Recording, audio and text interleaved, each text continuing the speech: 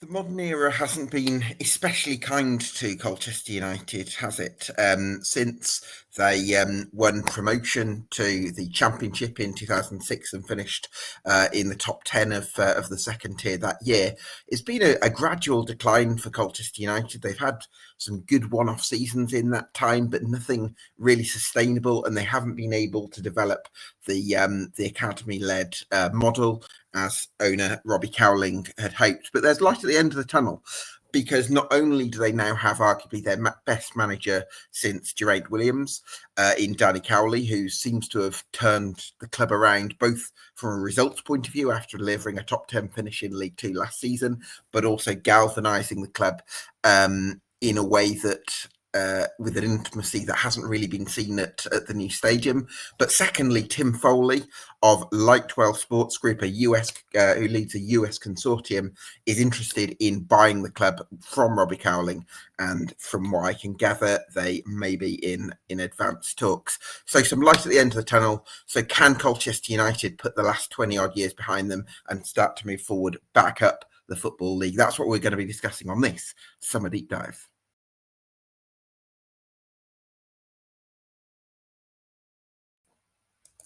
Yes, welcome along to EFL Debate. If you like what we do here, you can do us a massive favour by getting subscribed to us on YouTube and on Spotify. That would help us out a lot. For now, I'm delighted to be joined by Colchester United fan Si and a fellow of the Blue and White Army, Ryan from Official Up the U's on YouTube. Ryan, well, Jed, it's good to see you first. Ryan, I'm going to start with you. How do you feel about... Are you filled with a bit more optimism given the turnaround under Danny Cowley and also the takeover talk? I think so, yeah. I think it's a interesting time to be a Colchester United fan at the moment, with how last season went and how last season ended. We were in a good spot. It was a good season for us. Narrowly missed out on the playoffs, but you could clearly see that having someone in that knows what he's doing has got the absolute best out of the players, bringing in the experienced players like Lyle Taylor, Tom Flanagan, Jack Payne, Teddy Bishop, Matt Macy in between the sticks. You could see that when we then had some of the more of the younger players like Oscar Fawn, Tavide, like at the start, sort of Frankie Terry, like being put into the team, you could see that they had a leader to sort of guide them through. And yeah, obviously season finished, we were in a sort of good stead. There was a lot of rumours, I think it was around January, of like loads of like American flags all over Twitter and like this talk, and it was one of them things where you sort of think, oh, as one person heard something and they're just sort of seeing how far they could get it, and then yeah, it comes out that a consortium of owners want to buy Colchester or get involved with Colchester. And yeah, it's you look at what's happened with Wrexham, with Birmingham, where the sort of like American people have come in to get involved with the English sport, and you look at that and you think, oh, that's brilliant. But then you look at how some other teams have been run. You look at Swindon, for example, last year. They had an owner that just didn't care, and you're sort of sitting there now and you're thinking, well, has Robbie lost his love now that if this takeover doesn't happen and we're stuck with Robbie, are we going to be in Swindon's position? So on one hand, you're really excited because you've got this Americans consortium. You're thinking of the Wrexham story, the Birmingham story. You're thinking of like bringing in big players, but then you're thinking close to home, well, Robbie obviously potentially doesn't want to be here anymore. What if it doesn't happen and then Robbie's still here at the start of the season? But only time will tell. Still got loads of time to go till the season starts. Yeah, absolutely. Si, coming to you on this, it's one thing coming to the conclusion that, yes, Robbie Cowling's era as Colchester United owner hasn't gone to plan, and it's definitely time for change. Probably another thought that Tim Foley and Lightwell Sports Group are definitely the right people to take the club forward, because not much is known of them at this stage. I don't know whether you've been able to get any kind of steer about, what their intentions are and how they'll look to go about things, or are you just as much in the dark as anyone? I think I'm just as much in the dark as anyone, just sort of cautiously optimistic about how it's going to go and what they're going to bring into them. I think with Robbie, obviously, he's been a bit like Marmite for a lot of the Col Youth fans. Mhm. Some love him, some hate him. But I think he's always had the club at heart to Yeah, keep the club sustainable, keeping the club going. I Some of the agree. decisions might not have been great for, say, the strength of the playing squad, but we've still got a club. COVID didn't hit us as hard. And I'm hoping that the new owners, when they do come in, see what we've got, see the models working, back the Cowleys, and sort of let it run how it's running rather than come in and try and change the wheel. Because, as you said earlier, we've finally found a bit of a formula that's working to get the fans back on side.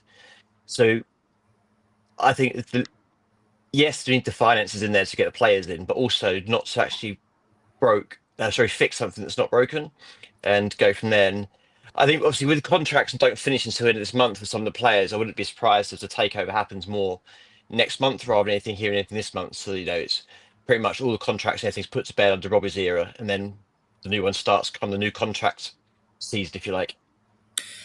Well, I guess, Ryan, the best thing Tim Foley could say if and when this takeover does go through is Danny Cowley's our man. We're going to give him a long term contract and we want to build this football club around him because that's probably what he deserves for what's gone on over the last 18 months. Yeah, definitely. If there was something that I read on Twitter, and when I read it, I was just like, please don't happen. And it was like the ongoing effect of Thomas Frank going to Tottenham, Kieran McKenna going to Brentford, and then Danny Cowley going to Ipswich. And I literally read it and I was like, please no, please don't happen. But no, yeah, I think Danny's proven what he can do with the money he was given last year. So it's sort of like give him the same amount of money. He obviously knows. You look at the players that he brought in, they're players that he knows. They're players that he knows he'll get 7, 8 out of 10 every single game. Yeah. He's been around a long time, Danny. So he knows good eggs, he knows the bad eggs, he knows which players he wants, which players he doesn't want. And obviously we can tap into the loan market again, find another Jamie McDonnell, find another sort of like just absolute gem to bring in, then yeah, it's one of them things where you back him, what he asks for, you give him, and you don't want to try and annoy him because Danny seems very sort of calm and sort of cool. It's Nicky. Nicky's the pit bull terrier. He's the one that you don't want to annoy. I kind of feel as well when in the games towards the end of the season, because Nicky was up in the gods, the final whistle will go. Danny would have the team in the dressing room and go, look, I've got 30 seconds before he comes in here and goes mental. This is what you're doing well. And then the door's booted in, everyone's silent, looking down, just sort of, I'm sorry, sir. And then Nicky just goes off on them and then goes back up to the top. But yeah, it's for me, it's what the Cowleys want, give it to them. Like it's proven. I think it's 2006 was the last time that we got promotion. I think you give them what they want and see what happens. Yeah, absolutely. So, how would you sort of assess how the Cowley brothers have, and we saw so much of people saying this from their time at Lincoln City as well, because it had felt to me like at the community stadium something to do with the fans being a little bit further away from the pitch than at Layer Road. It felt a little bit more disjointed in the first period there. But do you think that Daniel Cowley has sort of galvanised the fan base a bit more? Yeah, totally. I think he's gotten back on side, and probably the bigger work he did when he first came in for this half season when he took over was get the fans back on side and give them a team to be proud of. That's what I know. Obviously, we do get a lot of stick for the ground being a concrete monstrosity on the edge of Colchester and this and that. But the end of last season proved no matter where it is or what it is, if you're giving fun, enjoyable football to watch, people will turn up. And then as you found us, just, I think something like 29% increase in our crowds towards the end of the season, which was their effects. And they were giving us a side that, yeah, you're not going to win every game, but you're going there thinking, yeah, this is winnable, and they're going to have some players that are going to fight for the shirt and things like that. And I think what's going to be tricky this season is due to the takeover, obviously contracts, who's going to stay, who's going to go. We've already lost Kelleher, which I was quite gutted about because he was a really good no nonsense defender, a leader on and off the pitch, and for me personally, would have been someone to keep and potentially captain the side next season. But obviously, he's now left, and yeah, the old cliche, never fall in love with a lone player with Jane McDonald. Now he's gone. It's just like I don't know what we're going to do. But no, I think I like the ground that does get slated and this gets slated. I think it's just football fans will find fault with anything. If the team's doing badly, we just end up hating everything, don't we? But when something starts going well, we're playing well. Suddenly, it's the best place to be on a Saturday. It's full, the sun's shining, everyone's singing, the flags are out. So yeah, I think if we keep going the way we're going, it's definitely going to be best next season off the pitch and on the pitch.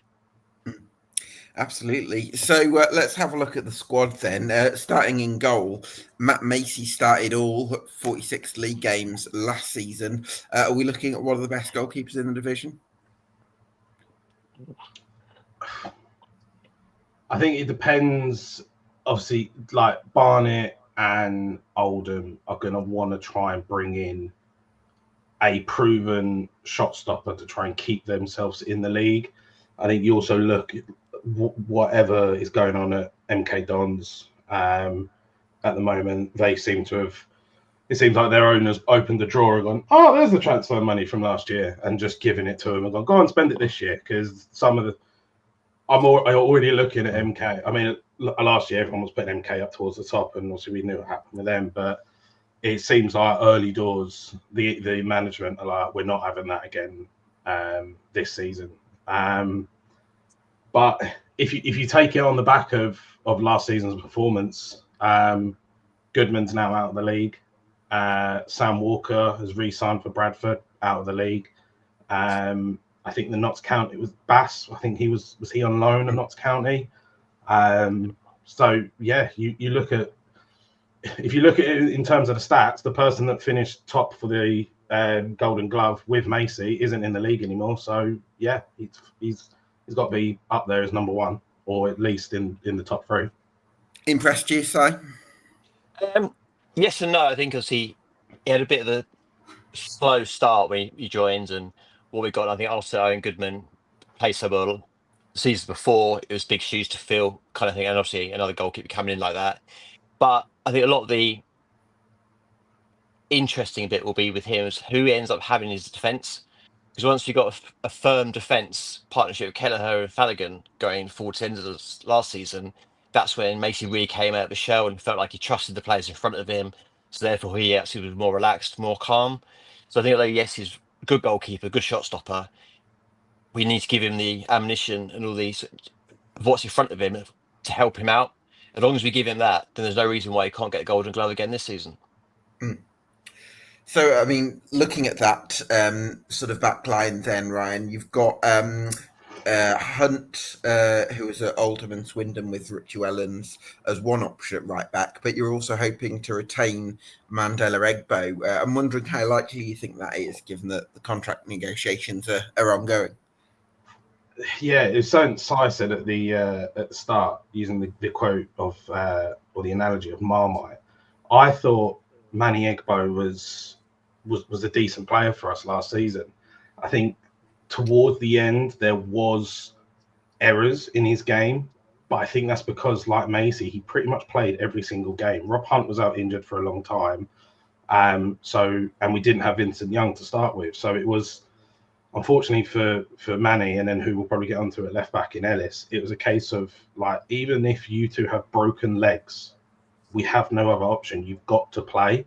And I think just towards the end, he was like, I'm absolutely knackered. I need some time off. And then Vincent Young sort of came in and he was able to sort of rest a little bit. But yeah, I think, because Vincent Young's another one that's ongoing. I think he was one that was brought in January, I think, as the backup, because Rob Hunt was coming back and he's quite comfortable on his left foot. It was sort of, Rob will be the cover for Ellis, Kane will be the cover for Manny. And then we've got our sort of our four fullbacks, so to speak. Yeah. If it comes out that Kane and Manny re-sign, and then we're running, Manny is the starter, Kane is the backup, and then Ellis and Rob on the left-hand side, I'd be happy with that. But I think that Manny, he was one as well that he wore his heart on his sleeve. If he messed up, hands were in the air, that's on me. When he played a killer ball for an assist or done a block challenge, he was celebrating in front of the crowd. He wore his heart on his sleeve, and if he does sign, he would be one that I'd potentially be looking at to possibly give the captain's armband to, because he is a leader on the pitch as well. But I'd like to see him stay. Yeah, let's hope that's the case.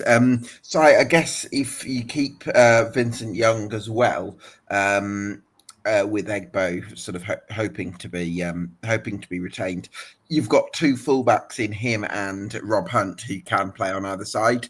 So that gives you the versatility and flexibility, and hopefully that would give you four good fullbacks and the squad depth that you need in those areas.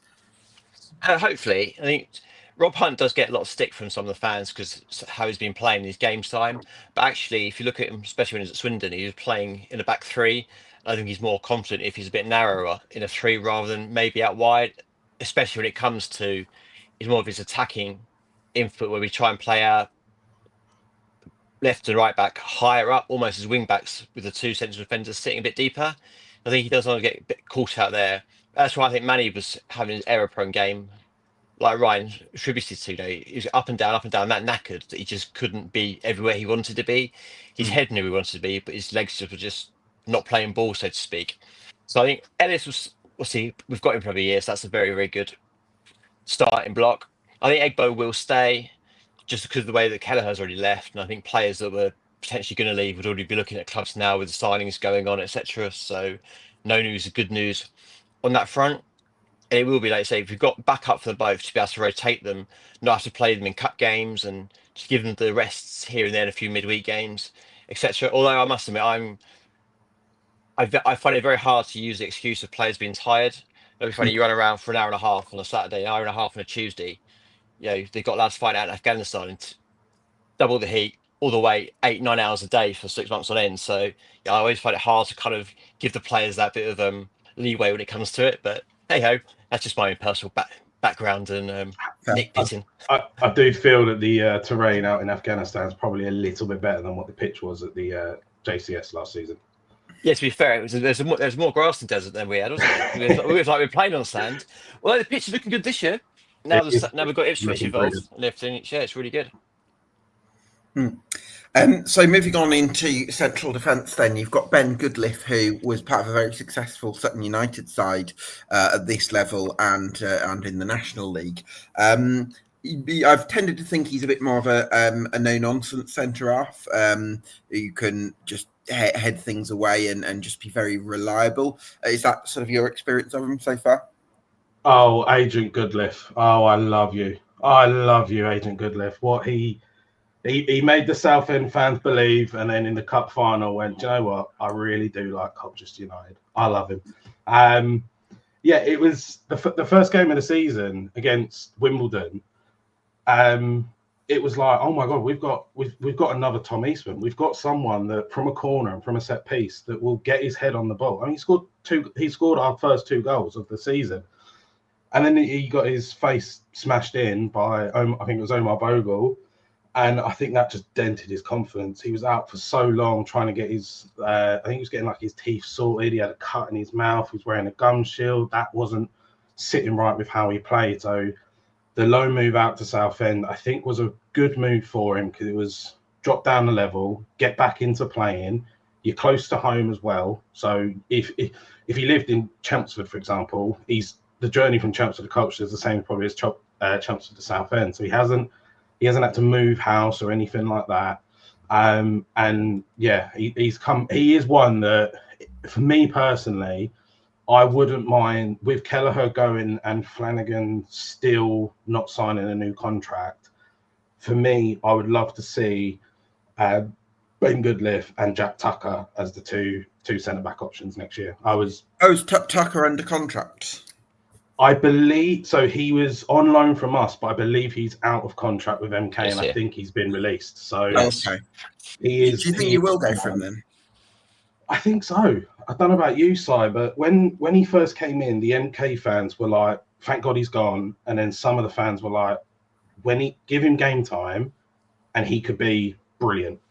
Obviously, with how Kelleher and Flanagan were playing, he wasn't really getting a look in at centre mid. But then with the injuries, he was getting a look in defensive midfield, and he looked really good. He looked like a really good, strong ball-playing centre mid, defensive midfielder. And even if he's brought in as the new Jamie McDonnell, when we didn't have McDonnell and Tucker played, he wasn't on the same level as him, but he'd done a decent job. Because he's naturally a centre-back first, he was, I need to get the ball back, I need to defend the goal. Now I'll look at playing the ball out and playing the ball forward. But I would like to see Tucker and Goodliff as our two centre-back partners, and then have Frankie Terry as the one that sort of floats in and around in some games. So you think you could strive to be a top 3 side at this level with Tucker and Goodliff as your centre halves? I think we'd give it a go. I was impressed with Tucker. The problem with Goodliff is I think he's we don't know if he was enjoying his time at Colchester, because when he got the injury and then he came back, Flanagan and Aaron Donnelly were our two centre-back partners. So he was constantly on the bench. He wasn't getting a look in. And then he just went out of the team completely. So he might be sitting there singing his praises. He might be sitting there thinking, I'm out the door. I'm going elsewhere. Another season with Tom Flanagan at the back, I don't know. I sort of sit there and I think about when we had Connor Hall for 2 seasons. First season with Connor Hall with Luke Chambers, he was incredible.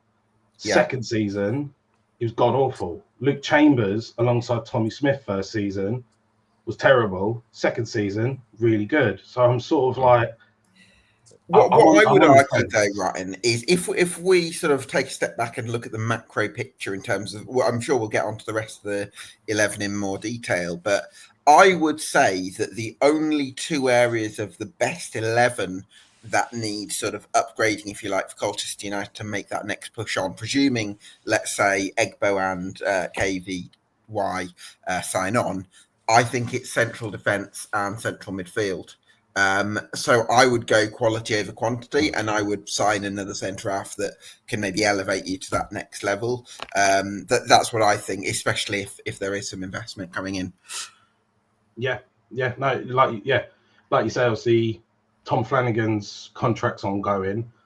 Kelleher's gone. They were our 2 starters.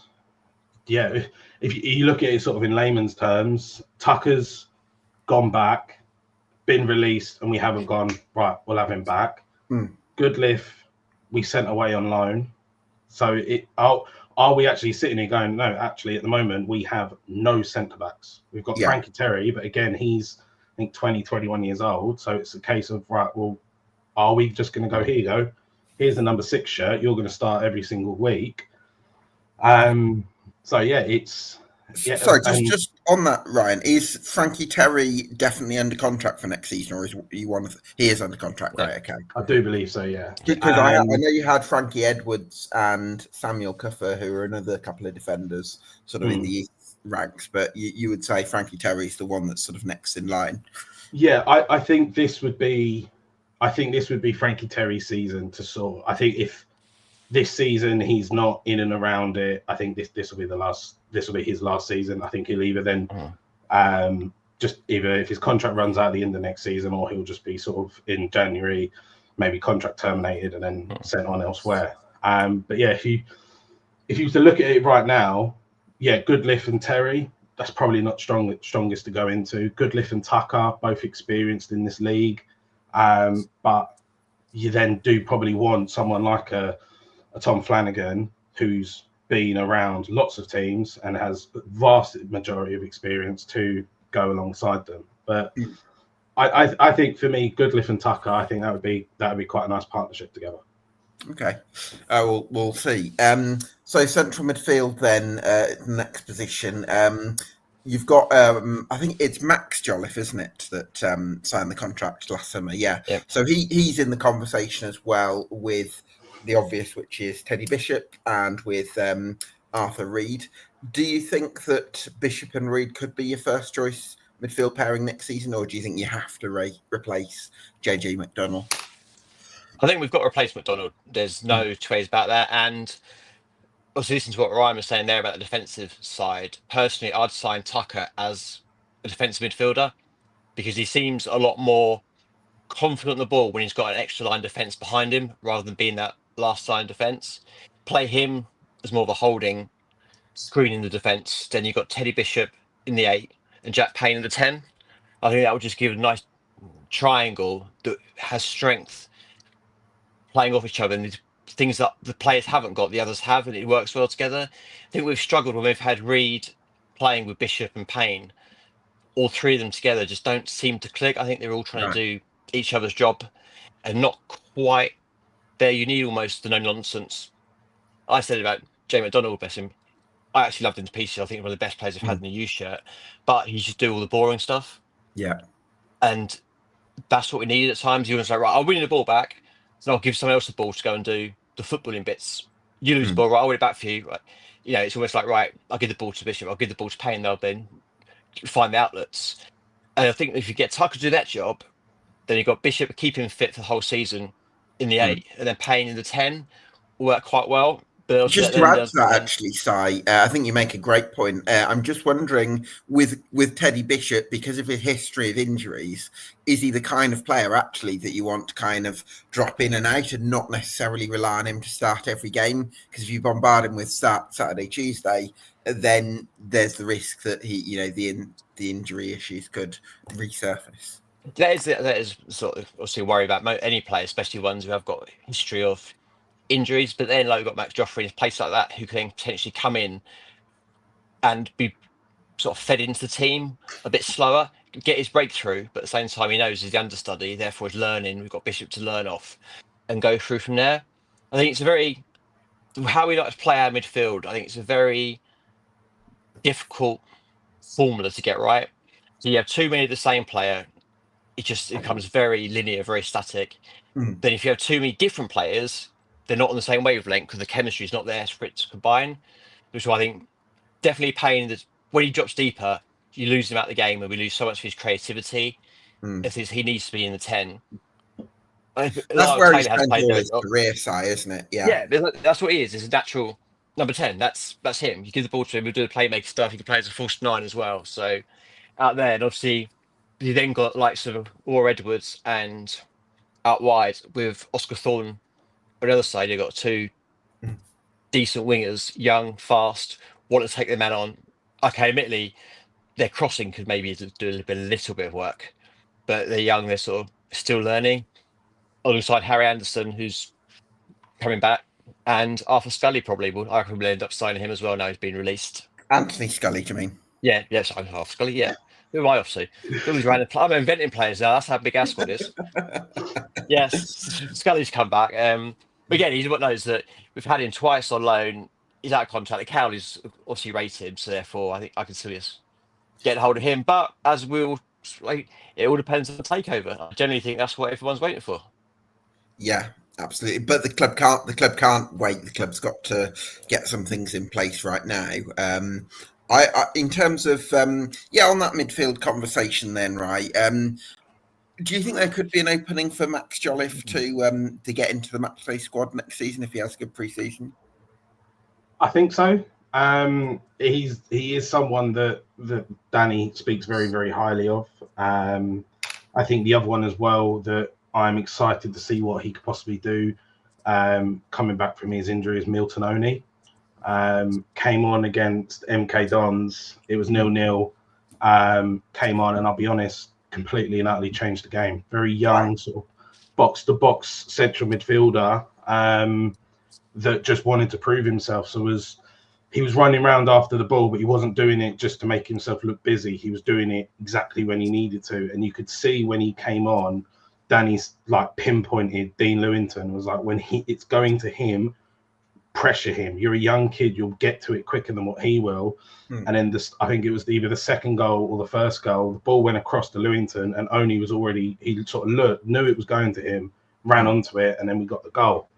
Milton Oni, Max Jolliffe, and the other one as well is Lennox Emery. He was one that was talked about a lot in sort of January as possibly like the next sort of big money Is his move. surname spelt the same way as Unai Emery, the former Arsenal manager? Yeah, I believe so. And he was another one that was. There was rumours that he went on a trial to Fulham, and Fulham were going to buy him for 500k, and then it didn't come to fruition. But he's another one that, when you see like photos of like the team in training, you'll just see him in the background, just in with the first team squad. So the one thing that Colchester haven't been in a bad area at is producing young, talented players. I mean, you just look at some of the players that obviously have played for us. I mean, there's one in the Premier League. Well, was in the Premier League. In Sasmodics, you've got Chamadou at Stoke. You've got Championship sort of level quality players that were in our academies. So yeah, they're players that I'd be excuse me, I'd be excited to see.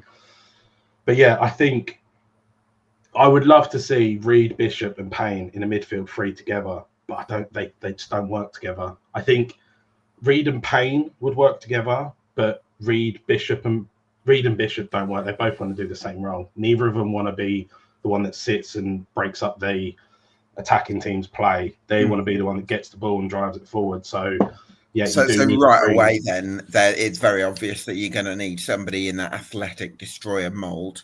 But probably only, I mean, I'd put it down for two midfielders, but actually with the progress that Max Jolliffe, Milton Oni and Lennox Emery are making, you probably want to leave a little bit of space for some of those players to have a great pre-season and sort of surprise us a little bit and maybe work their way into the squad, because that's got to be part of the model, really.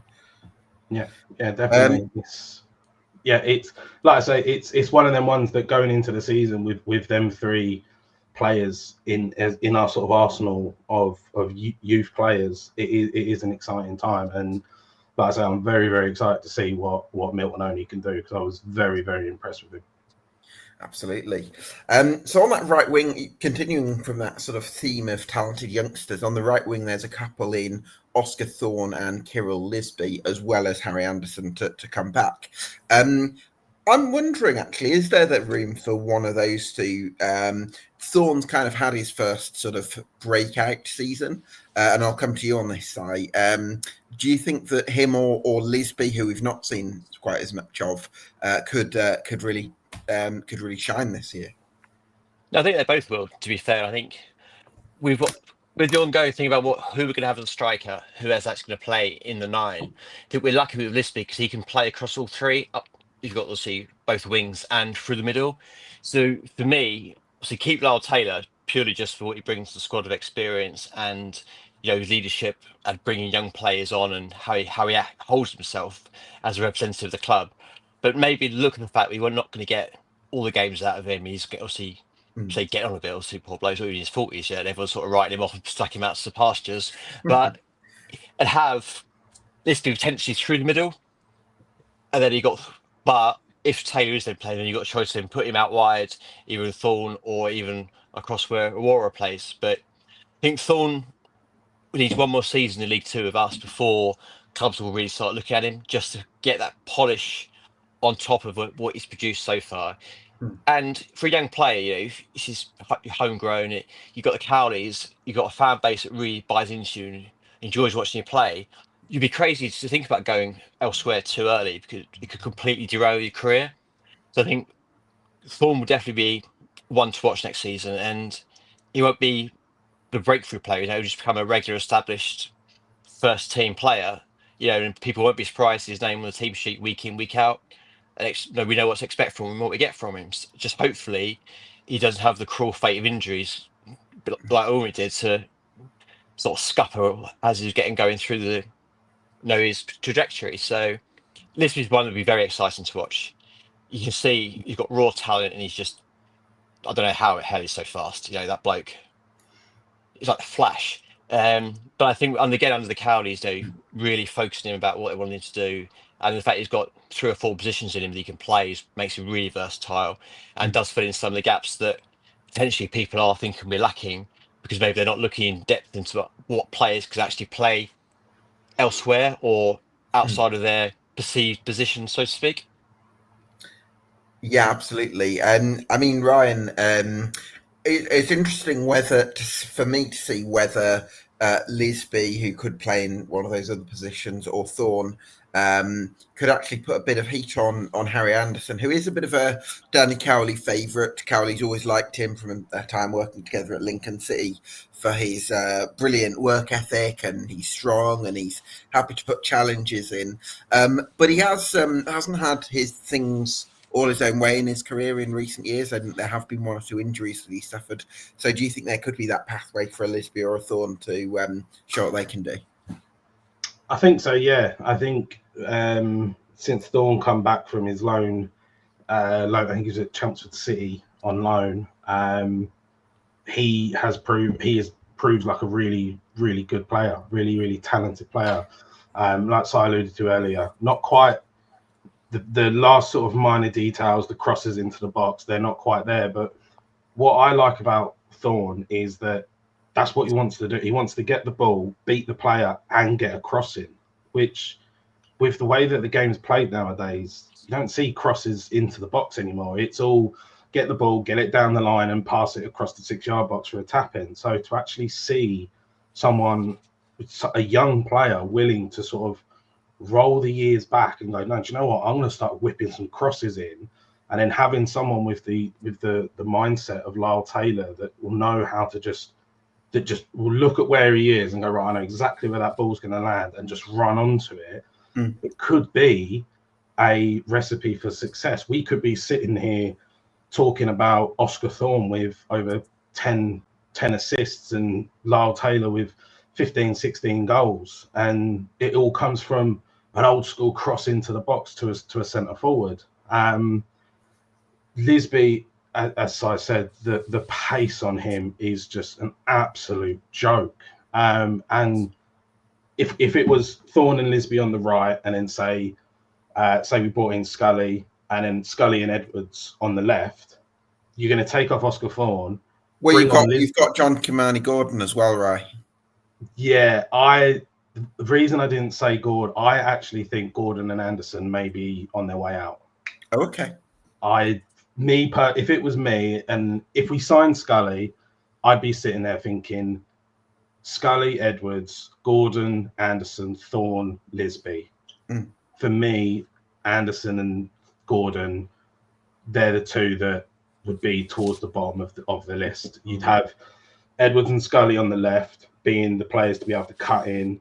Edwards will cut in and bring that pace and get a shot off. Scully's very much ball at my feet, like little intricate touches, get a shot off. And then on the right hand side, you've just got two lads that are just pure pace. It will be so difficult for teams to sort of to deal with us. And then, as Si says, all four of them can play either side. So we come up against the fullback position. You've got exactly, yeah. We come up against a team where at left back they've got a really pacey left back, but their right back's not as fast. We'll just swap players over. We'll go, right, we'll put pace on pace, and we'll put intricate passing on the not so quick one. I'd be looking to put the quick player against the slay fullback. Yeah, that's what I meant. Okay. Very hot. But yeah, like that, and that's the thing is you'd be out. They would sit there, and Danny's been around, like we said at the start. He's been around long enough. He'll just sit there and he'll just do a signal and just swap over, and you'll be fine. But yeah, like, and just to have them as your options, yeah, I think unfortunately for Anderson and Gordon, maybe moves elsewhere. Gordon, I think, could play as a striker, as a sort of as an option, but then you look at who we have as a striker. For me, he then goes to third choice striker. So it's like third choice winger or third choice striker. Blimey, I mean, right, if you retain Lyle Taylor, you've got Samson Tavide, Kirill Lisby can play there. You've got Kay Connolly, who's supposed to be quite a talented player as well. So that would be a lot of options in that position. Yeah, it'll be interesting to hear your opinion on Tavide's side. Do you think? I think Robbie alluded to it, and they said about Tavide. If someone wants to buy Tavide, he said that's the £1 million question. Do you see him as a £1 million striker? Do you see this season, kind of like what I said with Terry, of this is his season? If it doesn't work this season, then that's it. I think, to be fair, maybe I'm just being harsh, or I don't know, but I don't rate Tavides maybe as much as some of the fan base do. I think obviously he loves to roll around on the floor. His discipline needs work. And obviously now he's picked up a couple of injuries. He's got the injury sort of voodoo hanging over him a little bit. So for me personally, I think if the club comes in with an okay offer this window, even I was hoping, it sounds horrible, that we were actually going to cash in on me last January. I was just very worried about clubs will start seeing, looking more into depth. And the more he plays, the more his temper comes to the floor. And yeah, it's brilliant when he knows your play would wind up the defenders. But actually, if you take a step back as a neutral or someone that's employing you, you think, actually, can I trust you in high press situations not to do the elbow, do that sort of fall over to get yourself booked for simulation and all of that. And yeah, I don't know. I know obviously a lot of the fan base do really buy into him and like him, but I think if we can keep Taylor, I think we will keep Taylor. He's very much, if he doesn't play for us, he won't play football anymore. You know, his age and the fact he had that injury towards the end of last season, and I think it's pretty much us or retirement. So I'm confident we will keep him in some way. Yeah, I agree with you about Anderson as well. I just don't think he fits the football we play. It's not quite got the pace to play the fast, wide, attacking football we play. So he'll be at the door. So yeah, no, Tavide personally, he's done all right for us. Don't get me wrong, but he's maybe not the player some people perceive him as. And if we can get money for him, I'd cash in and look to bring young players through. I tell you what, if I look at it now, I love the idea of somebody with raw pace like Kirill Lisby on the right wing. Again, another player with raw pace in Aurora Edwards on the left. Jack Payne, who's been one of the best creative attacking midfielders outside the Championship in the last 10 years. And then somebody like Samson Tavide up top who never stops running. I think that could be a very dangerous front four, personally. Well, yeah, maybe we don't know much about Lisby for the moment because we're not quite sure how he'd make that step up, but there is huge potential there based on that pace or Thorn. So yeah, that's an aspect that really excites me.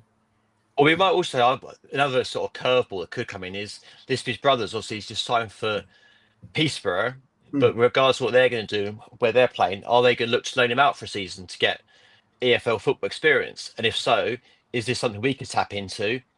Both the brothers enjoyed playing together last season. It's local for them. It's a club that we have got previous with Peterborough and dealings and loan players and stuff. So potentially that could throw a bit of a curveball into this mix and get him even just till January to kickstart the season. Yeah, that makes a lot of sense. So again, I wanted to talk about Jack Payne, Ryan, because he's just such an exciting creative player who can just thread the ball through the eye of a needle, can he? Yeah, he was a player that when all through last season, obviously when I'd come on your show, I'd talk about him. It was one that when he signed, I was like, how the hell has that happened? And then I then sit there in January and I'm like, just sitting there like this, just like, please, no one, just go away from Jack Payne. Jack Payne doesn't exist. Then at the end of January, I'm sitting there going, how do we keep Jack Payne? And now I'm sitting here and I'm like, I haven't seen murmurs anywhere of any team going for Jack Payne. Is it because I think he's 31. He is I'm not going to say like an Essex, he is like an East Anglia boy. He's played, I think he started his career at Southend, he's played for Charlton, he's at us. Like he's been in this sort of area pretty much, like obviously MK Dons isn't that sort of far away from us either. So could it be that he's like, nah, I like where I am and the other teams don't really like he's probably not going to go back to MK because when we played MK he was getting booed, so the MK fans don't like him anymore. Charlton have gone up, they're not going to be looking at him. So for us, another year with Jack Payne, come on. But like going back to like alluding to like with the team, for me, I would like to see next season, like obviously, I'm pretty sure we will keep Taylor. Like Si was saying, the way I think his body's gone, it is Colchester or the end sort of thing. Maybe having Taylor and Tavide up front together, would be quite a good partnership. But then I'm sitting there thinking, but then where's Jack Payne going to slot into that? Exactly, yeah. Then I'm sitting there thinking, where's Edwards and Thorne going to slot into that? Where's Bishop going to slot? Where's that? And I'm like, what formation do we play? That's why I'm just glad I'm not the manager, because I'll be fielding 15 players and get fined every week. But yeah, Jack Payne, there was games where Jack Payne went missing and we really, really struggled. And he went missing because he was being marked out of the game. And we really struggled in them games. And then in the games where Jack Payne was on fire, we looked absolutely incredible. I think Bradford away, you could see we lost 4-1, but he was trying to, everything was going through him. He was trying to get something going, but just that day, it just weren't in our favour. And yeah, there was then other games where, like I say, he'd be marked out of the game and we're sitting there like, this is going to be a real head scratcher on how we're going to sort of turn this game around, because we can't get Payne into the game, and teams can't run to that. Absolutely. Si, one thing that sort of stands out to me is that, I mean, mapping out the squad at the moment for a 4-2-3-1, I only really see the need, presuming, let's say, Egbo and Vincent Young stay, and maybe Lyle Taylor. I only think you're actually going to need another 4 additions. So I think for mid-June, you're actually in a really nice place from a point of view of sort of squad stability. I think we are as well. And look at those 4 positions. There's 1 or 2 you are potentially going to be filled by players we've already had at the club on loan or out of contract at their club. So actually, you're sort of almost keeping stability for last season, just making it permanent as opposed to temporary on that front. So yeah, when the window opens again after this Club World Cup thing, it'll be interesting to see where we stand and who stays. And the Jack Payne thing, I think, yeah, all the fans are like, wow, how are we keeping him? But I think that comes back to we kind of reignited his career a little bit. See, we took a bit of a punt on him because of his age and this and that. Yet he's been given games. The fans love him. The Cowleys trust him.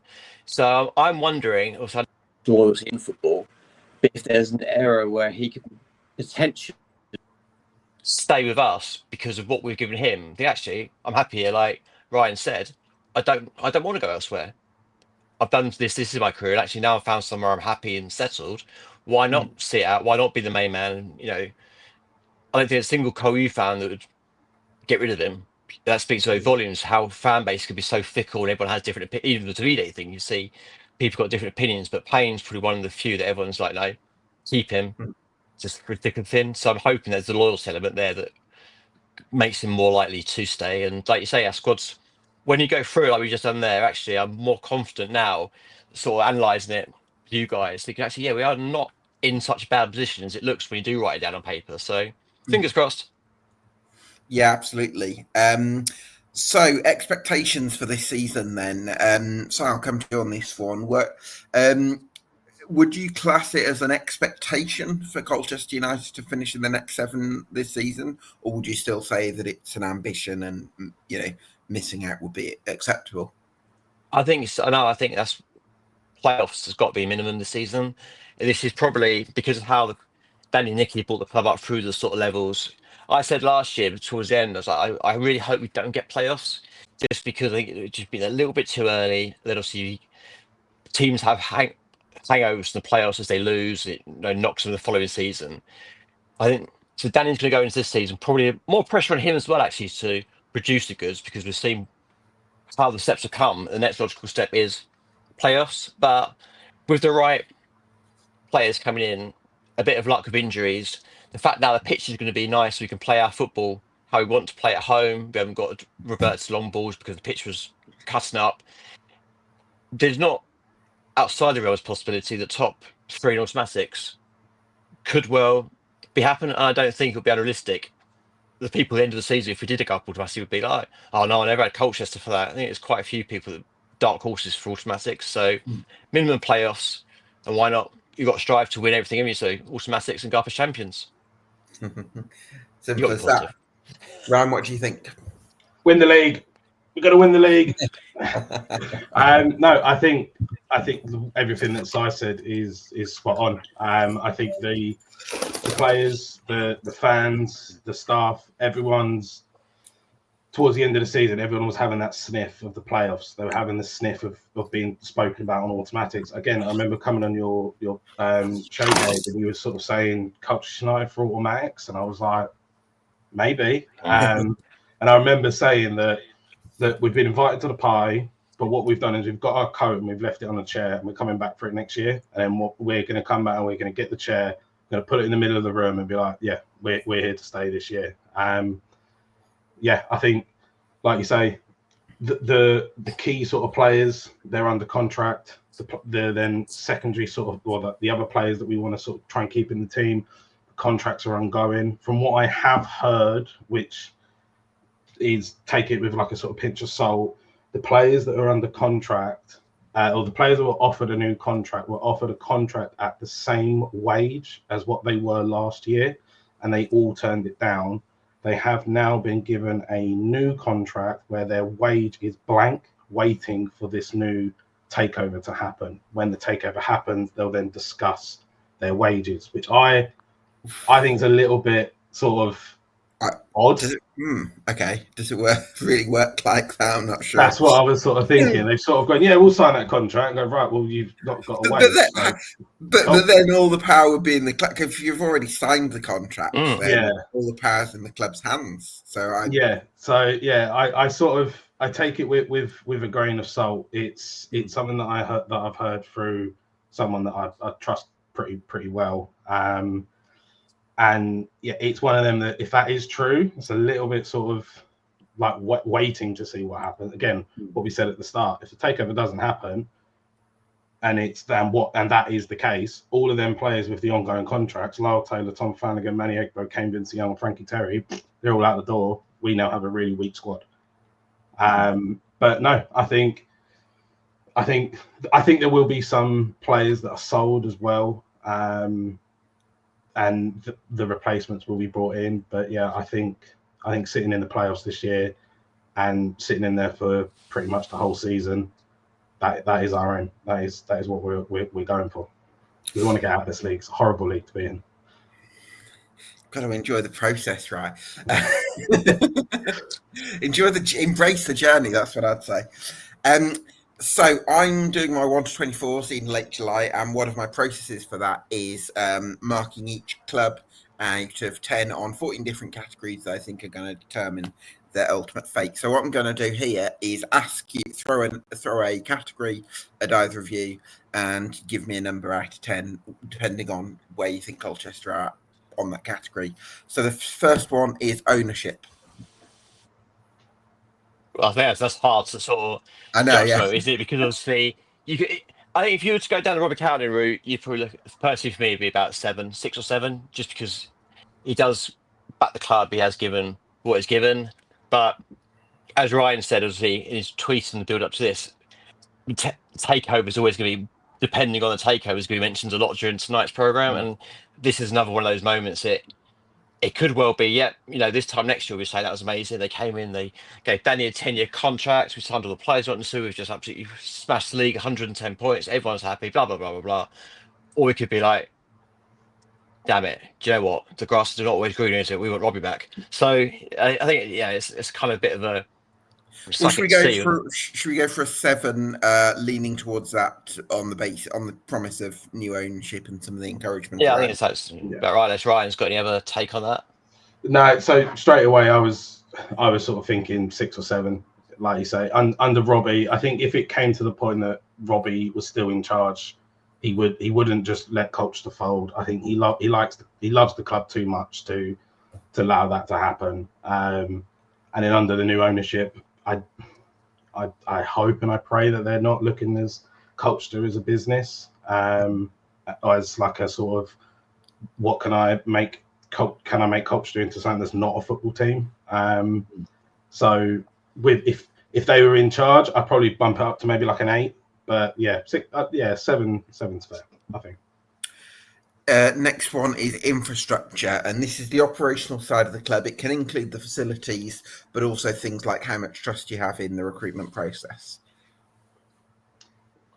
I'll be on it. It was like I think we now, and correct me if you know different, side. I think we now actually have a scout. So we actually now have someone that we send out to games to look for certain players. Before that, Danny and Nicky were doing it, and I still think they still do it because at the end of the day, who's going to know what sort of player that the Cowleys want apart from the Cowleys?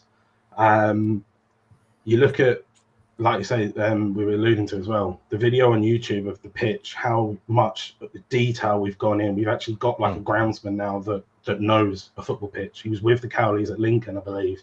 So he knows what the Cowleys want on a pitch, and he knows how to make a pitch look good. You look at what we've got in the youth setup as well as sort of like the infrastructure to that as well. So I'd be scoring that. I'd be going again for sort of around the sort of 7, maybe even the 8 mark. I think we've got the infrastructure now to actually prove that we are a proper football club. Okay, let's go for an 8 then.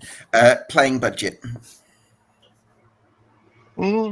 See, I don't think that's actually too bad, because we have got the likes of Payne and Taylor. So clearly the budget must be there if we're able to attract players like that who, okay, they're not going to be on sort of, 300 grand a week like the Premiership, but they're going to be on decent money, I think, down here and what we've got, and players will come through and when we sell players, it goes back in. So I'll give about 7 for that. And again, that could well be going up again once we take over, but go for 7 for now. 7 for budget with potential to be higher. Management. 11. 15. 10 out of 10 for management. Goalkeeping department with Tom Smith there as backup to Matt Macy. I'll be on it. I actually like Tom Smith as a backup. He's I tweeted out about it when Kelleher went. Kelleher never moaned, he never groaned. It's the exact same with Tom Smith. You'll hear like Danny doing like the chats after the games and like how the game went, and he'll just bring up Tom Smith, and he'll just at half time Tom Smith was going around the dressing room and he was getting people like amped up for it, and it's like he's the number 2 goalkeeper that doesn't really feature that much. And in the season when we had Owen Goodman as our keeper, he came in for a couple of games and he done quite well. So as a backup, I think he's a good lad to have around. He doesn't moan, he doesn't groan. He's great with the fans. You see him constantly going up to him, giving him his gloves, chatting with him, signing autographs. You got Matt Macy, who's been around the block. So Smith to learn from Macy. I mean, there's a bit of a sort of height difference between the two, but I don't think there's many people that probably look up to or look down, to Matt Macy. But goalkeeper department, I'm thinking a 9. Yeah. 9 for the goalkeeping department. Tom Smith is the League 2 Scott Carson. Let's be honest. He just has to be the backup goalkeeper. Yeah, bit younger than Scott Carson, I think. Defence. At the moment, 6 because of who we've got, and there's mistakes in there from some of the players that we have got, and we're losing Kelleher and Donnelly are both left holes. That obviously one filled with the other left. Now that other one's gone, who's going to fill that hole, as we've alluded to? So a 6, but with signings and strengthening, hopefully we'll go up. 6 for defence. Midfield.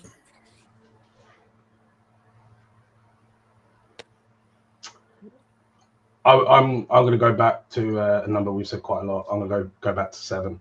I think bring in that defensive midfielder, whether that is Tucker, whether that is someone else, just to sort of shore up that midfield. Get Payne playing where he wants to play, get Bishop playing where he wants to play, get Reed happy again, get Reed playing how he wants to play, bring in the right people. I think it's got the potential to be a 10. I would happily say a 7 for me. Attack. 7.5 to 8, only because it's still quite raw in the sort of youthful stages. True. Again, this has got another one that's got potential to go 9, 10 if everything starts flying in the right direction. But I just think at the moment it's just that there still needs to be forged that little bit more before it's fully Yeah. quenched into the blade we need.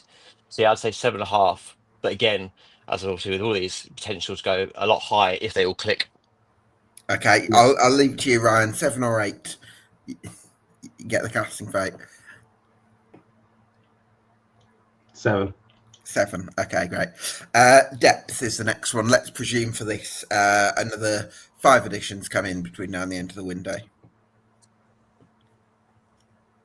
So look at, on my other screen, I've got the under contract, options taken, and the ongoings. If everyone in ongoing goes under contract and then the right players are brought in, depth wise, you got to be looking 9 or 10. You'll bring, if Flanagan signs, Flanagan, Terry, Goodliff, bring in another centre half. Like that's a good options at the back. Good options. I think for this stage of the window, I think the depth looks very strong, doesn't it? Yeah. The fact that the players that also that have been released, you look at Alfie Bendel, Ollie Godzinski, Hakeem Sander, and Kelleher. Kelleher went back to Ireland for family reasons. You can fully understand why he's done that. Yeah. Sander, Godzinski, Bendel, all very young youth players. So we haven't lost a. Kelleher is like the biggest player that we've lost at the moment from last year. So yeah, and the fact that they're ongoing, for me, sort of already there. So yeah, depth wise, we're looking strong. Bring in the right players. Yeah, I'm 9. I'm at a 9. Go for a 9 for depth then. Squad stability. Again, I think that's quite high as well, because Cowleys do like to keep. They've been on record saying they like to have a small squad so they can work with, they trust, and everyone keeps everyone hungry, motivated. That nearly bit us in the arse last year with the injuries we managed to get with the spine of the team, but hopefully that was just more of a freak occurrence with a crap pitch, a poor pitch, and the stars not quite aligning correctly for us. So I reckon probably for that about 9. I still think we've got a group of lads who want to play for Colchester United, want to play for the Cowleys, want to interact with the fans, and just want to enjoy being in the U shirt. Growth potential. So players you think are going to be way better than they were last season and make a big difference. Again, it's got to be up there. 9. We alluded to him earlier. Just going down the list that I've got here: Lisby, Thorne, Jolliffe, Oni, Connolly, Edwards, Tabide. What I would say though is there is a lot of players who I would say are due a breakthrough season, but not necessarily a breakout season. Yeah. So there's lots of, like Lisby, for instance, you would say didn't feature much at all last season. So he might be amazing, don't get me wrong, but he might also be finding his way a little bit. Same possibly with Jolliffe, same with Oni. Yeah. So I share the enthusiasm, but I'm also mindful that these are players who it is a little bit unpredictable how much they're going to be able to impact straight away.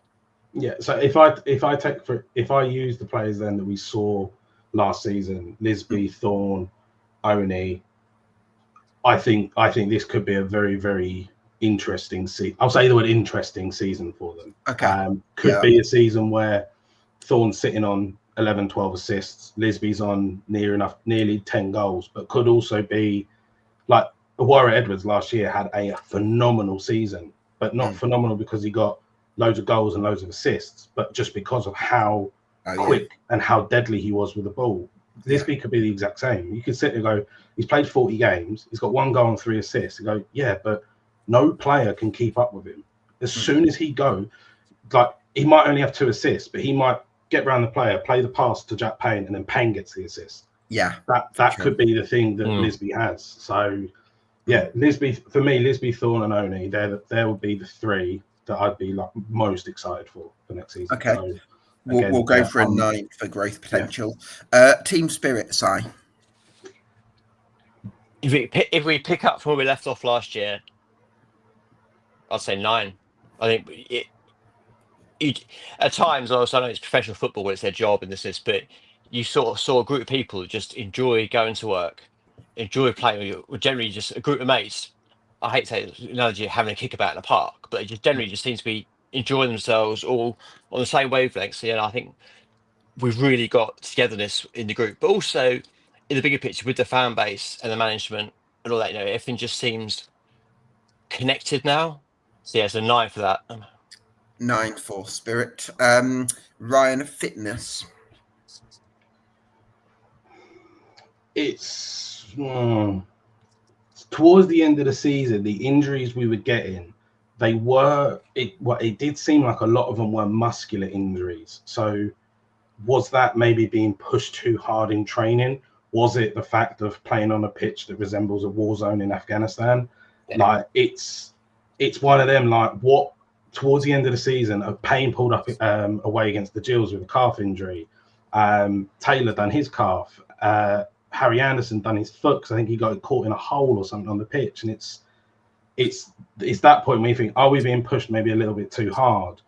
But you then allude it under sort of like the Bengana reign not too long ago. Players' fitness was terrible. 60th, 70th minute, the players were out on their feet, and that's where we were losing the games. Now, up until the 90th minute, we are still that we get hit on the counter, everyone's running back. A few years ago, people were looking and just going, I ain't got the fitness to do this, I can't do it. But like I say, their muscular injuries towards the end were a bit of a concern because it was sort of like, where is this all sort of coming from? So for me, I'm going to score it maybe about 6. 6 out of 10 for fitness. Quality. Oh, 7. I think there's a few areas where maybe we're not as sharp as we could be, and looking at the centre backs as potentially being that weaker area. But and again, it's we're sitting here in pre-season's about to start, aren't we? So we could find a couple of diamonds in the rough, so to speak, and players can suddenly turn it around. So yeah, at that moment we'll go for that sort of thing and see where we go from there. Of course, it's all subject to change. So those are the ratings. Just a few final quick fire questions. Ryan, biggest reason to believe in Colchester United right now? I think it's the way that last season ended. I don't think that was a flash in the pan. I think that was. I think when Danny and Nicky came in towards the end, obviously not last season, season before, it was one of them. We were like, you know what? With the right players, I could actually see them doing something. And then the start of the season, I was always saying, when it clicks, as soon as it clicks, that's it. That's all it needs. It just needs to click. And then as soon as it clicked, it just went off.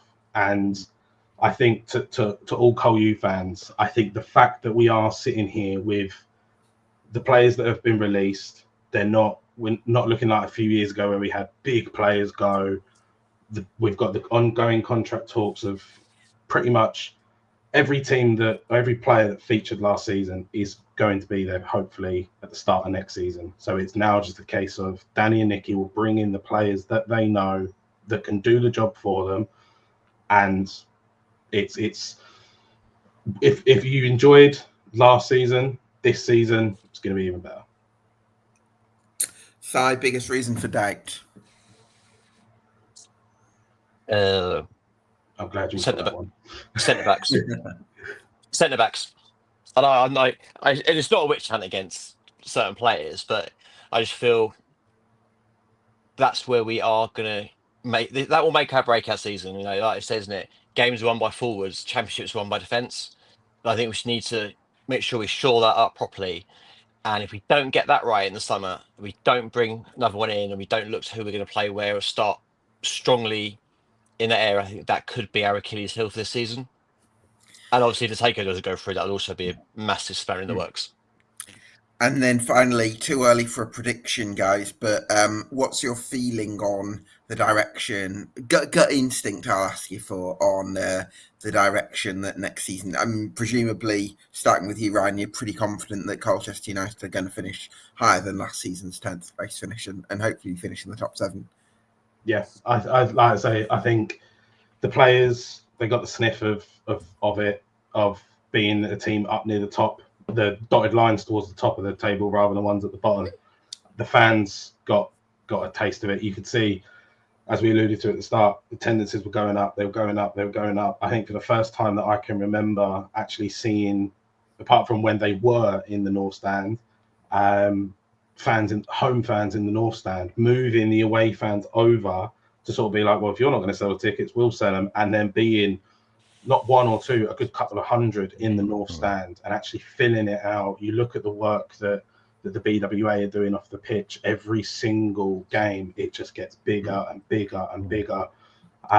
So that people are coming back to Colchester. My dad's been going for donkey's years, and he was at the Leeds United Cup win as a kid, and he now sits there and goes, he used to go Layer Road. I ain't seen him in years. He used to go Layer Road, and they're all now coming back. You are starting to see, you're seeing the young Colchester fans, you're seeing the sort of middle-aged ones, but you're now starting to see the older Colchester fans coming back, and that's what we want, and that is what the Cowleys are doing. They are bringing football back to Colchester.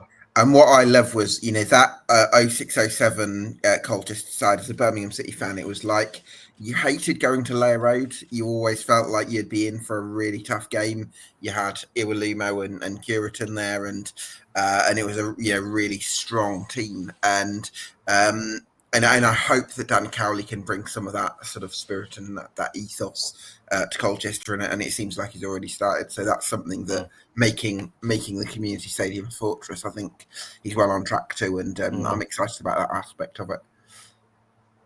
Yeah, definitely. The spirit that's around the club at the moment is just, it's through the roof. It's one of them things where it's actually now it's nice being a Colchester fan again. It's even better the fact that the noisy lot down the road, Attendance FC, didn't get promoted. That is brilliant, but I kind of miss going to that dump of a ground. But it's nice that they're still back below the English football pyramid. But yeah, the belief is back, and like I say, football is coming back to Colchester. I do also just want to say congratulations to Dan at the Running Dan on Twitter. At the weekend, he completed 78 laps of the stadium, which I think accounts to running a marathon. He's doing it for Cancer Research for charity. I think he's doing 2,025 miles in 2025. So congratulations, Dan. Great work, mate. Absolutely brilliant. Fantastic stuff. Well, listen, Ryan, thanks so much for joining us with your insight from up the east. Si, great to have you from the Blue and White Army as well. Thanks for watching, everyone at home. If you've enjoyed this, you can get subscribed to us on YouTube at EFL Debate and on Spotify as well. That would help us out a lot. And we'll see you again for another Summer Deep Dive tomorrow.